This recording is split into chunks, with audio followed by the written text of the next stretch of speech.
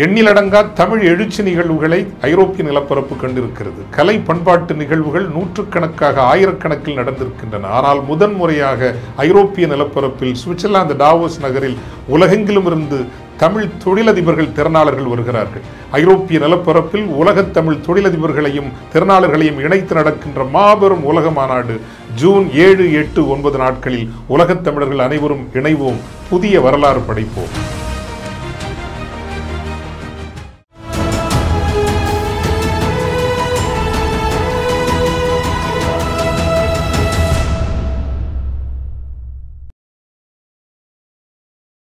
தமிழகம் நேயர்கள் கண்படக்கும் நம்மோடு மூத்த அரசியல் விமர்சகர் டாக்டர் ராமசுப்ரமணியம் இணைந்திருக்கிறார். வாருங்கள் அவர்கள் பேசலாம். சார் வணக்கம்.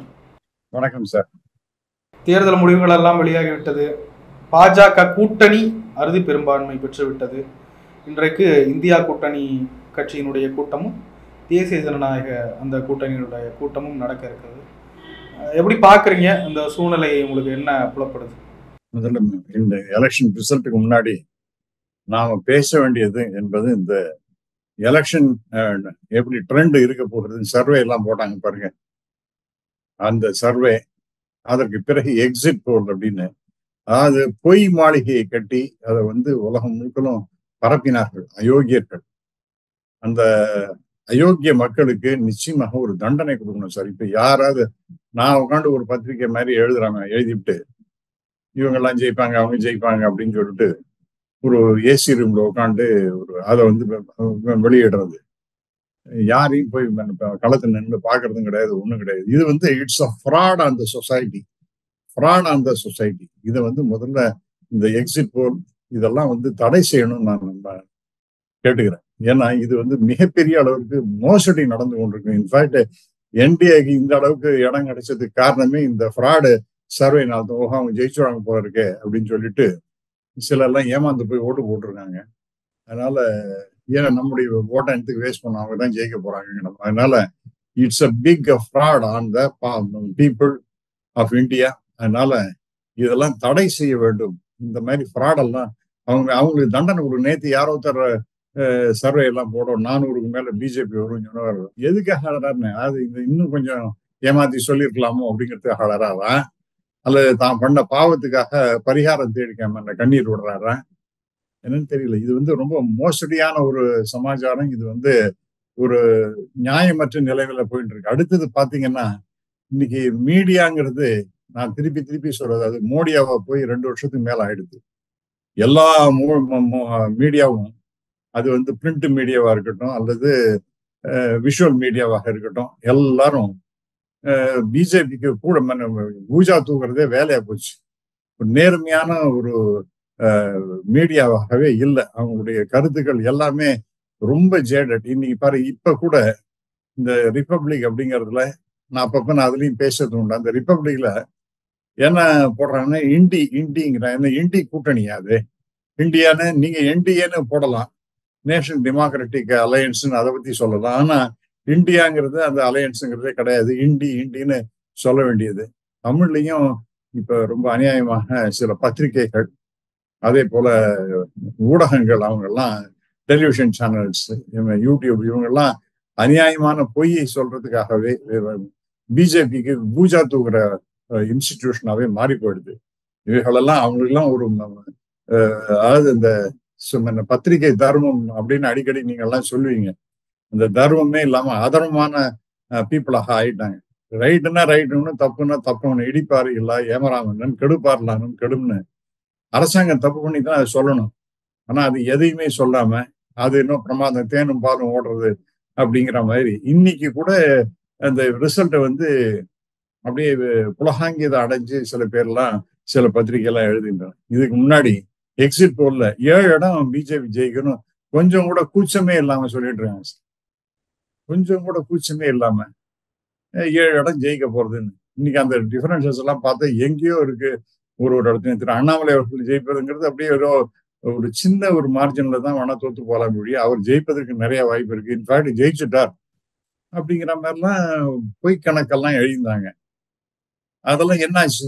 கடைசியில 1 லட்சத்துக்கு மேல இருக்கிற ஓட்டுல ஜெயிச்சிருக்காரு டிஎம்கே கேண்டிடேட். ஆகவே முதல்ல கண்டனத்துக்கு உரியது அந்த எக்ஸிட் போல் இவங்களாம் நடத்தினவங்க மேலாம் நிச்சயமா ஆக்ஷன் எடுக்கணும். ரெண்டாவது, இந்த பத்திரிகை உலகம் என்பது ஒரு அதர்மமான உலகமா போயிடுது. அதெல்லாம் சரி செய்ய வேண்டும். அவங்களா தன்னை சுயபெயர் செய்யணும். இனிமையாவது இப்படிலாம் செய்யக்கூடாதுன்னு அவங்க நடந்து கொண்டால் நல்லது. இல்ல மறுபடியும் தொடர்ந்து இப்படியே தான் பண்ணுவோம்னு சொன்னா இது நாட்டிற்கு அவர்கள் செய்யக்கூடிய மிகப்பெரிய துரோகம் என்று நான் கருதுகிறேன். இது ரெண்டு விஷயத்த எடுத்த உடனே சொல்லணும்னு நான் நினைக்கிறேன் சார். ஏன்னா இது ரொம்ப பெரிய தப்பா போயிட்டு. இப்ப உதாரணமாக தினமலர் பத்திரிகையில 7 இடம் ஜெயிக்கும்னு சொன்னாங்க. அது யாரு பண்ணினது? ஒரு ஜேவிசி ஸ்ரீராம் அவர் அவரை தூக்கி நிறுத்தினதுங்கிறது, வெளியில கொண்டு வந்ததுங்கிறது திரு அண்ணாமலை. அவர் அண்ணாமலையோட ஆள். அவர் எப்படி எழுதுவாரு? எப்படி சார் எழுதுவாரு? அப்புறம் கொஞ்சம் கூட இன்னொரு முக்கியமான விஷயம், தமிழ்நாட்டை பொறுத்த வரைக்கும் அதிமுக இன்னும் அழிஞ்சு போயிட்டு தான் மாதிரியும், பிஜேபி அதிமுக தாண்டி 2வது இடத்துக்கு வந்துடுது. இனி எதிர்காலம் என்பது டிஎம்கே வர்சஸ் பிஜேபி அப்படிங்கிற மாதிரி எல்லாம் பொய்யான தகவல் சொன்னேன். இன்னைக்கு ஏடிஎம்கே தோத்து போயிருக்கலாம், ஒரு இடம் கூட ஜெயிக்காம இருந்திருக்கலாம். ஆனால் அவர்கள் பெற்ற வாக்கு கிட்டத்தட்ட ஒரு 21%. So don't write off ADMK. இவங்க வாங்கின ஓட்டுங்கிறது இந்த ஏசி சண்முகம், பாரிவேந்தர், அவங்களுக்கு தனிப்பட்ட செல்வாக்கு உண்டு. அவங்களால 1 லட்சம் 1.5 லட்சம் 2 லட்சம் ஓட்டு வாங்கிருக்கலாம். அதெல்லாம் அவங்களுக்கு கிடைச்ச தனிப்பட்ட செல்வாக்கு. அதெல்லாம் எடுத்துட்டீங்கன்னா ஒரு 9% தான் பிஜேபிக்குன்னு கிடைச்சிருக்கு. அதுவும் இந்த ஹைப், மோடி வருகிறார் அப்படின்னு சொன்னதுனால நிறைய பேர் இந்த மோடிக்காக போட்டது அது. ஆகவே நீங்க பாருங்க, நீங்க what is going to happen is, இப்ப மோடி பிம்பம்ங்கிறது பயங்கரமா உடஞ்சு போச்சு. நேத்திக்கு முதல் 4 ரவுண்டுல திரு மோடி அவர்களே பின்தங்கி போயிட்டு இருந்த கவுண்டிங்ல அதற்கு பேரு தான் வந்திருக்காரு. அதனால இந்த மோடி என்கின்ற பிம்பம் உடைந்து விட்டது அப்படின்னு நான் பரிபூர்ணமாக நம்புகின்றேன். இப்ப பாஜக கூட்டணி தான் அது அறுதி பெரும்பான்மையை பெற்றிருக்கு. நம்ம பேசிட்டு இருக்க அந்த சமயத்துல தேசிய ஜனநாயக கூட்டணியின் கூட்டமும் இந்தியா கூட்டணியின் கூட்டமும் நடக்க போகுது. எதுவும் ட்ரெண்ட் மாற வாய்ப்பு இருக்குன்னு நினைக்கிறீங்களா? பாஜக கூட்டணி ஆட்சி தான் அப்படின்றது உறுதியா, இல்ல எதுவும் சிக்கல்கள் இருக்குன்னா? தெரியல. இது திரு சந்திரபாபு நாயுடுவை மிக கேவலமாக திரு மோடி நடத்தி இருக்கின்றார், அமித்ஷா நடத்தி இருக்கின்றார். அவருக்கு ஒரு கிட்டத்தட்ட அழுது புலம்பி அப்படிலாம் இருந்தவர் அவர் திரு சந்திரபாபு நாயுடு. அவருக்கு எத்தனையோ முறை அப்பாயின்மெண்ட் கேட்டு அவருக்கு கொடுக்கவே இல்லை. 3 தடவை முயற்சி செஞ்சு 4ஆம் தடவை தான் அவருக்கு ஏதோ பாக்குறதாக அவர் அப்புறம் அவங்க காலிலேயே போய் விழுந்து, நான் அவங்களோட அலையன்ஸ் வச்சுக்கிறேன், என்னை எப்படியாவது சேர்த்துங்க அப்படிங்கிற மாதிரி விழுந்திருக்காரு. ஆனால் அவர் டெஃபினட்டா ஹர்ட் ஆயிருக்காரு என்பது உறுதி. அது ஒன்றும் சந்தேகமே இல்லை. அவருக்கு மனது அளவில் மிகப்பெரிய அளவிற்கு வருத்தம் ஏற்பட்டிருக்கின்றது. இதற்கு முன்பாக நீங்க பாத்தீங்கன்னா 2019 அவர் மோடியை வீட்டுக்கு அனுப்பணும் அப்படிங்கிற ஒரு கேம்பெயினே பண்ணினவர் அவர். ஆகவே அவர் எப்படி போவார் அப்படின்னு தெரியல. இப்ப ஆஸ் ஆஃப் நவ் அவரோட தான் இருக்கார். அப்ப ஏன்னா அவர் சொல்றது அதுதான், நான் என்டிஏல தான் இருக்கேன் அப்படிங்கிற மாதிரி சொல்றாரு. அதே மாதிரி ஜேடியு, அந்த ஜேடியு அதனுடைய ஸ்போக்ஸ் பர்சன் தியாகிங்கிறவர் அவர் சொல்லிட்டு இருக்கார், நாங்க என்டிஏவோட தான் இருக்கோம் அப்படிங்கிறார். ஸோ பாசிபிளி இவங்கெல்லாம் 2 பேரும் மேக்சிமம் எக்ஸ்ட்ராக்ட் பண்ணிடுவாங்க சார். எங்களுக்கு இந்த போஸ்ட் வேணும், பிளம் போஸ்ட் வேணும், நல்ல மினிஸ்டர் போஸ்ட், இந்த போஸ்ட் அந்த போஸ்ட், சபாநாயகர் பதவிக்கு போட்டி 2 பேருக்குமே சபாநாயகர். ஏன்னா சபாநாயகர் ரொம்ப முக்கியமான ஒன்று. இன்ஃபேக்ட் டிடிபின்னு வரும்பொழுது பால தியாகியா யோகியா பால யோகி அப்படிங்கிறவர் டிடிபி சார்பாக இவரா இருந்தார், ஸ்பீக்கரா இருந்தார் அவர். ஆகவே அவர் இது ஒரு ஹெலிகாப்டர் கிராஷ்ல அவர் இறந்து போனார். ஸோ இது எதுக்காக நான் சொல்றேன்னா, இந்த மாதிரி அது ரொம்ப ரொம்ப பவர்ஃபுல்லான போஸ்ட் அது, இந்த ஸ்பீக்கருங்கிறது. ஆகவே அதுக்கு 2 பேருமே போட்டி போட்டாங்க. டிடிபியும் போட்டி போடும், ஜேடியும் போட்டி போடும். ஆனா நீங்க இவரை நம்ப முடியாது, இந்த ஜேடியு தலைவரை நீங்க நம்ப முடியாது. அவர் ஆயாரம் கயாரம், இங்க இருப்பார், அங்கேருந்து இங்க துள்ளி குதிச்சு அங்க போவார். ஆமா, 3-4 மாசம் கழிச்சு இங்க வருவார். அவர் ஒரு நம்பிக்கை இல்லாத ஒரு மனுஷர் தான் அவர். ஆகவே அவரும் எப்படி பிஹேவ் பண்ணுவார்னு சொல்ல முடியாது. பட் ஆஸ் ஆஃப் டுடே அவங்க இந்த டிடிபி அறிக்கை, ஜேடியு அறிக்கை இதெல்லாம் பார்க்கும்பொழுது அவர்கள் திரு மோடி அவர்களோட தான் செல்வதாக தோன்றுகிறது. ரெண்டாவது, திரு மோடி அவர்களே ஹீ ஷுட் நாட், ஒரு டிக்னிஃபைடா அவர் வந்து ஒதுங்கிறது தான் நல்லது. அதெல்லாம் செய்ய மாட்டார். அவருடைய குணாதிசயத்துக்கு எதிரானது இந்த மாதிரிலாம் விட்டுட்டு போறதுங்கிறது. ஆனால் ஒரு டிக்னிஃபைடா நான் வந்து இனிமே பிரைம் மினிஸ்டர் இருக்க மாட்டேன் அப்படின்னு என்ன, ஏன்னா முதல் 4 சுற்றுல அவர் கீழே வந்திருக்கார், பின்தங்கி தான் இருந்திருக்கார். அந்த என்டிஏ பிஜேபியுடைய அறுதி பெரும்பான்மை கிடைக்காம போயிருக்கு. இதெல்லாம் பார்க்கும் பொழுது, அதுவும் இதுல பைசாபாத் ராமர் கோயில்னு அதை வந்து பிரிச்சு காமிச்சு இதோ பண்ணி விட்டோம், ராமான்னு சொல்லிட்டு அதை வந்து அதையே மக்கள்கிட்ட எடுத்துன்னு போய் என்னாச்சு, கடைசி அந்த ராமரே அவங்களுக்கு கை கொடுக்கல. அங்க பைசாபாத்ல 50,000 ஓட்டுக்கு மேல அந்த அயோத்தி இருக்கிற இடத்துல சமாஜ்வாடி பார்ட்டி ஜெயிச்சிருக்காங்க. சோ இதெல்லாம் வந்து மக்களுடைய உண்மையான பிரச்சனைகளை நீங்க பார்க்காம, அக்னிவீர் போன்ற திட்டங்களினுடைய கொடுமைகளை கவனிக்காம, நான் சொல்றதான் நீ கேட்கணும் அப்படிங்கிற மாதிரி எல்லாம் செய்வது என்பது நிச்சயமாக அது மக்கள் மத்தியில ஒரு அந்த பைசாபாத் ஏரியால கண்ணாபின்னான்னு மக்களுடைய இடத்தெல்லாம் எப்படின்னு இருக்காங்க, சரியான காம்பன்சேஷனே கொடுக்கல. இந்த கிராமப்புற பைசாபாத், அதாவது அயோத்தி அதை சுற்றி இருக்கிற கிராமங்கள், அது அந்த மக்கள் உங்களுக்கு ஓடு போலையும். ஏன்னா அவங்களுக்கு சரியான காம்பன்சேஷன் கொடுக்கல. அவங்க வாழ்வாதாரத்தெல்லாம் அழிச்சுதான் இந்த கோயிலை கட்டியிருக்காங்க. ஆகவே இதெல்லாம் நீங்க பார்க்கும் பொழுது மக்களுடைய கோபம் என்பது மிகப்பெரிய அளவில் வந்திருக்கு. இந்த ராமர் கோயிலை காமிச்சு எனக்கு ரொம்ப சந்தோஷம் சார்.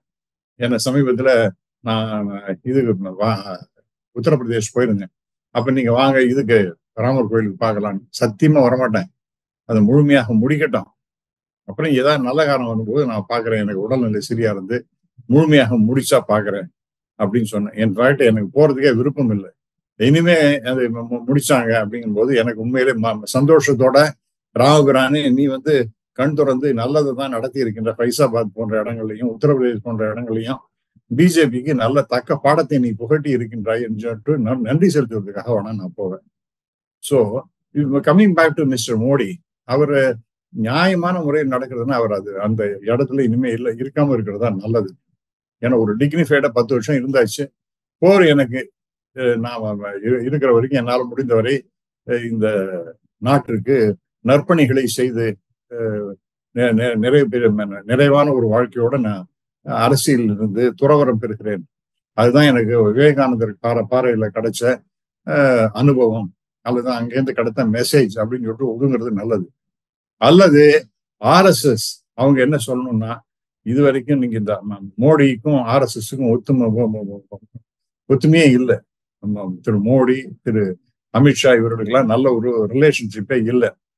ஆகவே RSS என்ன பண்ணணும்னா, யாரோ ஒரு தலைவர், இப்ப it can be mister Gadkari, or it can be mister Chouhan, அல்லது it can be Rajnath Singh, இது போன்ற யாராவது தலைவர்களை முன்னிறுத்தி நீங்க தான் பிரைம் மினிஸ்டர் அப்படின்னு சொல்லிட்டு முன்னிறுத்தி அவருக்கு அவர் தலைமையில இந்த என்டிஏ நடைபெறும் அப்படின்னு சொன்னா இது நல்லது. ஏன்னா இந்த மோடியை என்கின்ற மனிதரை மீண்டும் மீண்டும் மீண்டும் அந்த இடத்துல உட்காந்து வைக்கிறது அப்படின்னு சொன்னா அவர் வந்து சாதாரணமா இருக்க மாட்டார். அவருடைய இயல்பான குணாதிசயம் என்பது என்னன்னா, தன்னை பெருமையா பேசிட்டே இருக்கணும், நமக்கு ஈடு இணை யாருமே கிடையாது அப்படிங்கிற மாதிரி இருக்கு. இப்ப முந்தானா வரைக்கும் என்ன பேசியிருந்தார், நான் வந்து கடவுளுடைய ஒரு அவதாரம்ங்கிற மாதிரி பேசினார். எங்க அம்மா இறந்த பிறகுதான் எனக்கு என்ன தோணித்து, நான் வந்து சாதாரணமான மனிதர்கள் மூலமாக இந்த உலகத்திற்கு வந்திருக்க முடியாது. இப்ப எப்படி வந்தாராம் அவரு? தேவதூதன் மாதிரி வந்துட்டாரா? இயேசுபிரான் மாதிரி வந்துட்டாரா? அல்லது நபிகள் நாயகம் மாதிரி வந்துட்டாரா? எப்படி வந்தார் அவர்? யாருக்குமே தெரியாதா? இது அம்மா அப்பா எல்லாம் முடியாதான். இப்ப நேத்துக்கு என்ன பேசுறாருன்னா, நான் எங்க அம்மா இறந்த பிறகு முதல் எலெக்ஷன் இது நான் தான் கண்டெஸ்ட் பண்ணினேன் அப்படின்னு.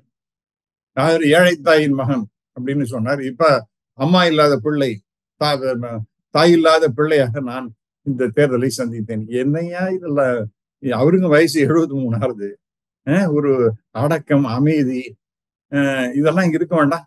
எதுவுமே கிடையாது. ஆகவே அவரால் இனிமே ஒரு நல்ல ஒரு ஆட்சியை தர முடியும் என்று நான் நம்பல. அவருடைய அந்த அகங்காரம், ஆணவம், கர்வம் இதெல்லாம் தலை தூக்கி தான் நிற்கும்.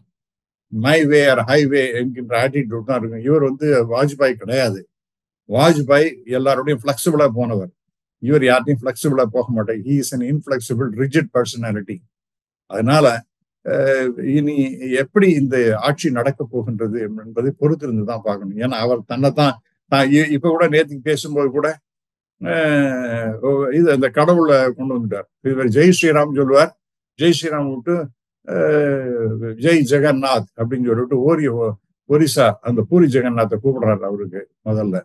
ஸோ இதெல்லாம் ஒரு மலிவான அரசியல் சார். உங்களுக்கு பக்தி எல்லாம் இருக்கலாம், அதுக்காக எல்லாத்துக்கும் நீங்க ஒரு ஒரு செக்யூலர் கண்ட்ரியில என்ன நடக்கும் அப்படின்னு பார்த்தா எல்லாரையும் அரவணைச்சுன்னு போறதுதான் நல்லது. அதை விடுத்து ஒரு ஒரு பர்டிகுலர் ரிலிஜனையே தூக்கி பிடிக்கிறது, அந்த சாமியை பத்தி பேசுறது அப்படிங்கிறது நல்லதே கிடையாது. ஏழை தாயின் மகன்கிறது அல்லது தாயில்லா பிள்ளைங்கிறது, திடீர்னு ஜெகநாதரை கூப்பிடுறது, இதெல்லாம் நல்ல விஷயமாக தெரியல. RSS I think should intervene. இல்லைன்னா இவங்க ஏற்கனவே அவங்க they have grown beyond RSS and every argument, grown beyond every organisation. பிஜேபியா இருக்கட்டும், RSS இருக்கட்டும், எல்லாத்தையும் தாண்டி அவங்க எல்லாம் போயாச்சு. ஆகவே அவங்களுக்கு ஒரு கடிவாளம் போடணும்னா, வேண்டாயா நீங்க 10 வருஷம் ஆட்சி பண்ணது போறோம், இந்த தைரியம் RSSக்கு வரணும். வரலைன்னா இது மிகப்பெரிய துரதிர்ஷ்டம் என்றுதான் நான் சொல்றேன். ஒருவேளை கூட்டணி ஆட்சியே நடந்தாலும் அது ரொம்ப நாளைக்கு தாக்கு பிடிக்குங்களா சார்? ஏன்னா நிதிஷ்குமாரனுடைய கடந்த கால செயல்பாடுகளை பார்த்துருக்கோம். இன்னைக்கு கூட அவர் தேஜஸ்வி யாதவோட ஒரே ஃபிளைட்ல போறதெல்லாம் போட்டு வைரல் ஆக்குறாங்க. ரொம்ப நாளைக்கு இது தாக்கு பிடிக்கும்னு நினைக்கிறீங்களா கூட்டணி ஆட்சி அமைஞ்சா கூட? Power cements people. அதிகாரம் என்பது எல்லாரையும் ஒன்றாக இணைக்கின்றது. இதே தேஜஸ்வி யாதவ் இவரும் ஜேடியோட தலைவரும் டிடிபி தலைவரும் அவர்களுக்கு நல்ல பொசிஷன்ஸ் எல்லாம் கொடுத்து ஆஃபர் பண்ணாங்க அப்படின்னால் இந்த பக்கம் வர்றதுக்கு வாய்ப்பு இருக்கு. எங்க இந்தியா கூட்டணி இது இன்னைக்கு சாயந்தரம் முடிவாகும் என்று நான் நம்புகிறேன். சரத்பவார் அவர் சொல்லியிருப்பாரு டிடிபி தலைவர்கிட்ட, சந்திரபாபு நாயுடு உங்களெல்லாம் எவ்வளவு கேவலப்படுத்தினாங்க, எவ்வளவு அசிங்கப்படுத்தினாங்க, உங்களை ஜெயில பிடிச்சு போட்டோம்னா உங்களுக்கு சப்போர்ட்டா பேசினது நாங்கள்லாம் தான், அதுவும் குறிப்பாக தீதி தான் உங்களுக்கு சப்போர்ட்டா பேசினேன், ஃபர்ஸ்ட் குரல் எழுப்பினது அவங்க தான், அதெல்லாம் மறந்துடாதீங்க அப்படிங்கிற மாதிரி அந்த இன்சல்ட் எல்லாம் தயவுசெய்து இந்த கேவலங்கள் எல்லாம் மறந்துடாதீங்க அப்படின்னு சொல்லிட்டு சொல்லலாம். அது எந்த அளவுக்கு அவருக்கு மண்டையில ஏறணும்னு தெரியல. அதே மாதிரி தான் ஜேடியு அவங்க ஆட்சியை கவுத்துருவோம் அப்படின்னு பயமுறுத்தி அவரை இந்த பக்கம் எழுதிருக்காங்க. ஆகவே இது மனசாட்சி குத்தி இனிமே எதிர்காலத்து எது நல்லதோ, டெப்டி பிரைம் மினிஸ்டர் கொடுக்கறது கூட தப்பு இல்லை. நம்ம ஜேடியு தலைவருக்கு டெப்டி பிரைம் மினிஸ்டர் போஸ்ட் கொடுக்க, ஏன்னா அவர் நல்ல ஹைலி எக்ஸ்பீரியன்ஸ் பர்சன், ஒரு நல்ல நேர்மையான மனிதர் தான், அதெல்லாம் ஒன்றும் குறை கிடையாது. அவர் அங்கேயும் தாவிட்டே இருப்பார், அதுதான் அவருடைய மிகப்பெரிய குறை. அவருக்கு அந்த மாதிரி கொடுத்து ஸ்பீக்கர் போஸ்ட டிடிபிக்கு கொடுத்து இந்தியா கூட்டணி, ஏன்னா அதை தாண்டி டிடிபியில மூணு பிஜேபிக்கு சேர்ந்தவர்கள், புரந்தரேஸ்வரி போன்றவர்கள் சந்திரபாபு நாயுடுவோட உறவுக்காரங்க தான். புரந்தரேஸ்வரிங்கிறது அதாவது சந்திரபாபு நாயுடுவோட மனைவியுடைய தங்க தான் இந்த புரந்தரேஸ்வரி அப்படின்றாங்க. ஸோ அவ்வளவு க்ளோஸ் ரிலேஷன்ஷிப். அந்த அம்மா அப்புறம் இன்னும் 2 அவங்க குடும்பத்தை சேர்ந்தவங்க எல்லாம் எம்பி ஆயிருக்காங்க. அவங்க எல்லாம் இவரை போய் பார்த்துருக்காங்க. அப்போ 16 அல்ல 16, 3, 19. ஸோ 19 சும்மா ஏதோ வெற்றி பெற்றார் அதுக்காக வாழ்த்துக்காக போகணுங்கிற மாதிரிலாம் கூட எடுத்துக்க முடியாது. ஏதோ some significance is to be attached அப்படின்னு நான் நம்புறேன். அவங்கெல்லாம் சேர்ந்துட்டு இவருக்கு சப்போர்ட் பண்றாங்க. அப்போ 19 ஆறுது, 19 + 12 31 ஆறுது. இன்னும் சில இண்டிபெண்டன்ஸ் ஹியர் அண்ட் தேர் அதெல்லாம் சேர்த்துட்டு இந்தியா கூட்டணி வந்தாங்கன்னா, ஆட்சிக்கு வந்தாங்கன்னா அது நாட்டுக்கும் நல்லதுன்னு நம்புறேன். ஏன்னா இது ஒரு அத்தாரிட்டேரியன் ரூல், அதுல இருந்து விடுபட்டு ஒரு democratic way of functioning India கூட்டணி வந்தால் இருக்கும் என்று நான் கருதுகிறேன். இந்த கவர்னர்லாம் வச்சுட்டு எல்லாரையும் ஆட்டி படைக்கிறது, அநியாயம் பண்றது அதெல்லாம் இருக்காது. அதே போல மை வே ஆர் ஹைவே அப்படின்னு சொல்லிட்டு அப்புறம் இந்த ஸ்டேட் கவர்மெண்ட்டுக்கு அந்த எல்லா பவர்ஸையும் பிடிங்கி விடுறது, இந்த மாதிரிலாம் இருக்கிறதுலாம் இருக்கு பாருங்க. இதெல்லாம் அது ஒரே நாடு ஒரே ஒரே சட்டம் அப்படிங்கிற மாதிரி கொண்டு வருது. இதெல்லாம் டெஃபினட்டா அவங்க வெளியில வரமாட்டாங்க. பிஜேபி இந்த மாதிரி சில அடிப்படையான விஷயத்துல இருந்து வெளியில வரமாட்டாங்க. அதெல்லாம் பண்றதுக்கு தான் முயற்சி செய்வார்கள். ஆனால் இந்த காமன் சிவில் கோடு வராது, ரைட்? அதே மாதிரி சிஏஏ இம்ப்ளிமெண்ட் பண்ணுவாங்களான்னு எனக்கு தெரியல. ஏன்னா இப்ப அந்த கம்பல்ஷன்ஸ் எல்லாம் இருக்கும். இதெல்லாம் நம்ம பார்க்கும்பொழுது டிடிபியாக இருக்கட்டும் அல்லது ஜேடியூவா இருக்கட்டும், இவங்க 2 பேரும் காங்கிரஸ் கூட்டணியான இந்தியா கூட்டணியோட சேர்ந்து செயல்படுவது நல்லது என்று நான் நம்புகிறேன். அதுதான் நாட்டுக்கு அவர்கள் செய்யக்கூட ஒரு நலன். It's a great service for the nation அப்படின்னு நான் ஃபீல் பண்றேன் சார். சார், நிறைய விஷயங்களை பகிர்ந்து கொண்டீங்க. நன்றி சார். நன்றி. எண்ணிலடங்கா தமிழ் எழுச்சி நிகழ்வுகளை ஐரோப்பிய நிலப்பரப்பு கண்டிருக்கிறது. கலை பண்பாட்டு நிகழ்வுகள் நூற்றுக்கணக்காக ஆயிரக்கணக்கில் நடந்திருக்கின்றன. ஆனால் முதன்முறையாக ஐரோப்பிய நிலப்பரப்பில் சுவிட்சர்லாந்து டாவோஸ் நகரில் உலகெங்கிலும் இருந்து தமிழ் தொழிலதிபர்கள் திறனாளர்கள் வருகிறார்கள். ஐரோப்பிய நிலப்பரப்பில் உலகத் தமிழ் தொழிலதிபர்களையும் திறனாளர்களையும் இணைத்து நடக்கின்ற மாபெரும் உலக மாநாடு ஜூன் 7, 8, 9 நாட்களில் உலகத் தமிழர்கள் அனைவரும் இணைவோம், புதிய வரலாறு படைப்போம்.